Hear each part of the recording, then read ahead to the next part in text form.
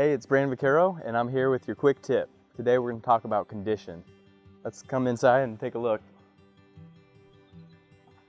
So let's talk about condition. Condition is one of those real estate buzzwords that's most misunderstood by homeowners. So I want to help break that down for you today.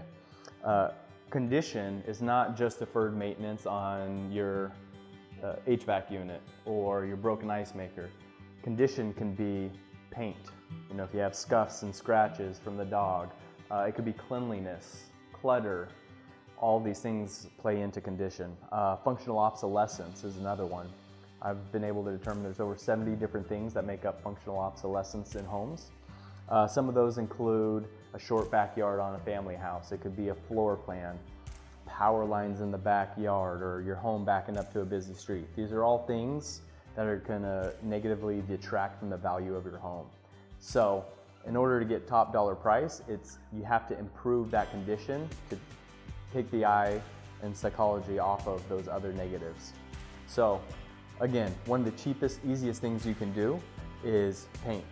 Psychologically, it smells clean and new and also looks fresh. So people feel like they're buying something new and are willing to pay top dollar.